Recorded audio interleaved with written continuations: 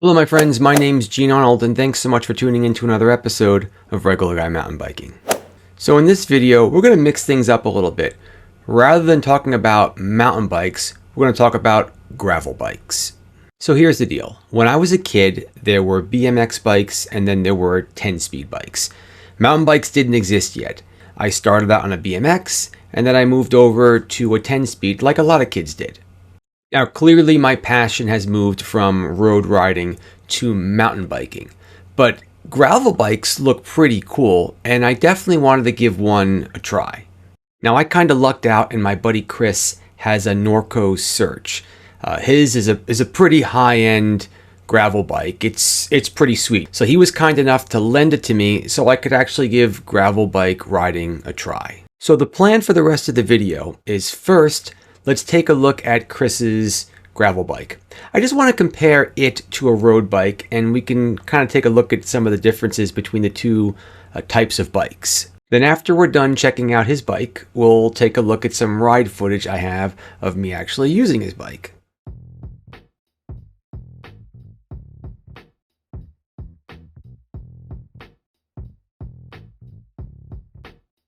So tires are certainly different between a road bike and a gravel bike. A gravel bike will have a larger volume tire, and these tires generally have a lot more treads on them to help with the trails that they'll be riding on. As far as the drivetrain goes, I seem to find that gravel bikes use a one-by setup more often than multi-rings up front. It doesn't mean that there aren't one-bys on road bikes, but I do see this more often on gravel bikes. I also noticed that the handlebars are a bit higher than on a road bike, which I really appreciated for my back.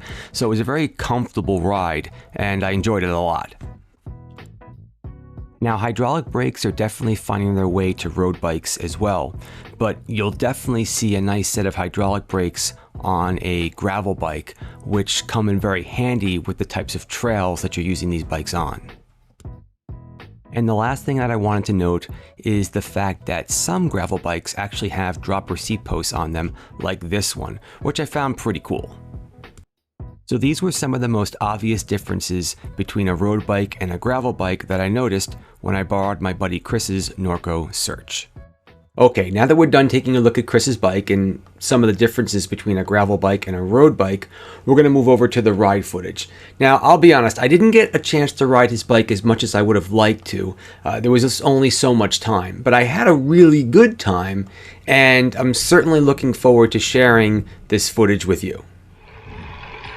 And off we go.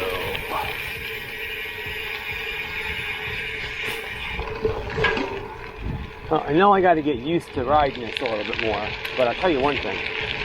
It's definitely a bit scary. Like just little things of mud and whatnot, I feel like I'm going to slide out and kill myself over here. Every time I see a mud puddle, I cross my fingers and hope I don't die.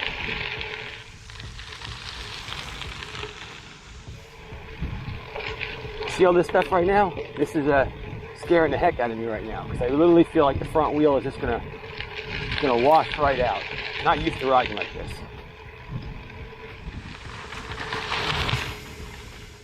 All right, so here's a more gravelly section. I actually have to climb uphill a little bit. Let's see how we do.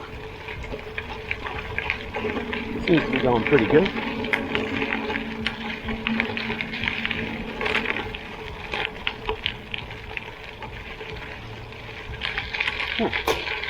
That wasn't that bad at all. There's something else that I'm not used to, and again, it's been like ages since I've ridden 10-speed. I'm not used to my hands being so far away from the controls. Well, like I have to go down here for brakes or shifting, and I'm back up here to make it a little more comfortable. So if something happened real quick, I got to get down into here, and that's different. You know, with the mountain bike, you know, your hands are pretty much right there by the controls, and it's not the case right now. So that is a bit unnerving and something to get used to. Now, look, I realize I'm not riding on massively bumpy trails, and these trails are a bit wet, so they're a little bit softer, but it's not quite as bumpy or painful as I thought it was going to be. It does seem like the bike is flexing and taking a bit of a hit, and I'm not feeling it as much as I thought I would. I'm really surprised. Like, I feel a bump, but I don't feel that bump transfer up into my body, really. It just seems like I hit a bump and my body knows I hit a bump, but it didn't really hurt or anything. It's pretty cool.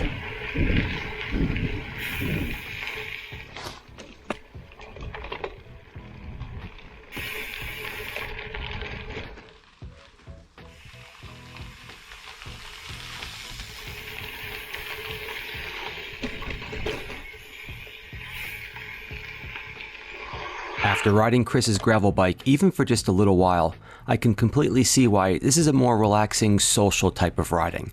I just wanted to stop and take pictures more often and just look around. So when I'm out in the woods doing cross-country riding, I'm not able to look at the scenery maybe as much as I'd like. But with gravel biking, I can see how you just chill out. You can go out there with a bunch of your friends, enjoy the views. It's simply just a different type of riding, and definitely something that I could get used to and totally enjoy. It was a wonderful time taking that bike out for the time that I did get.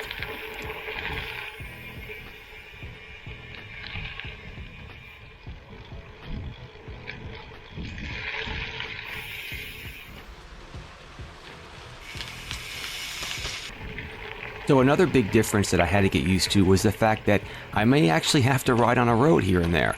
When I ride my cross-country bike and I'm in the woods, you're very rarely going to see any streets.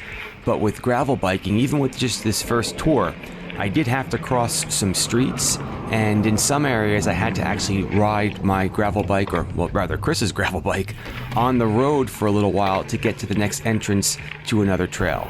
So I just could see that on a gravel bike, I might be on the road a little bit more often, and it was something I had to get used to again.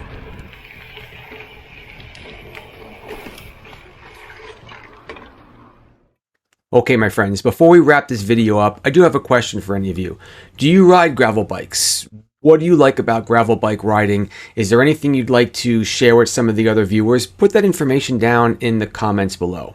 I want to send a big shout out to my buddy Chris. Thanks so much for lending me your bike. It really was a blast. It is one heck of a sweet bike. And as always, keep the party on the pedals, my friends, and I'll catch you in the next video. Thanks for watching.